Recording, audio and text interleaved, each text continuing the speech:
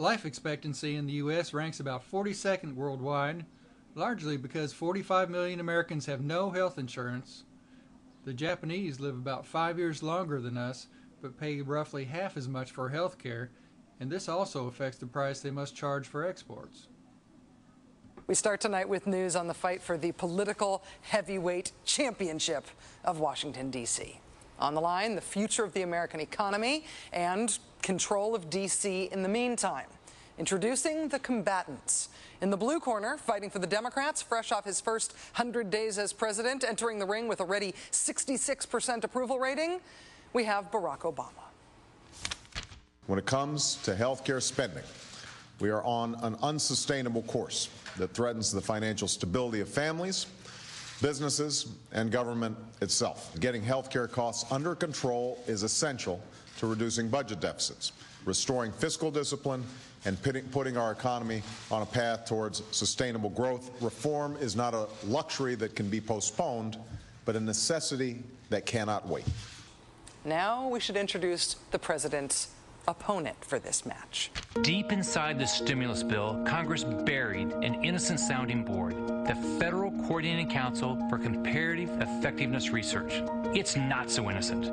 It's the first step in government control over your healthcare choices.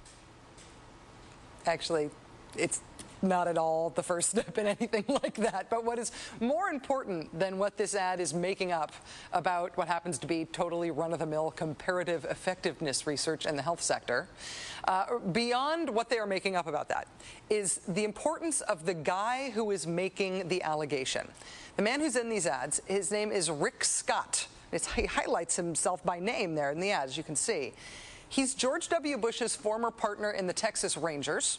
He's chair of Conservatives for Patients' Rights, and he is bankrolling the anti-Obama health care campaign, even as the Republicans are AWOL. He's also the same Rick Scott, who you might remember from the biggest health care fraud scandal in American history.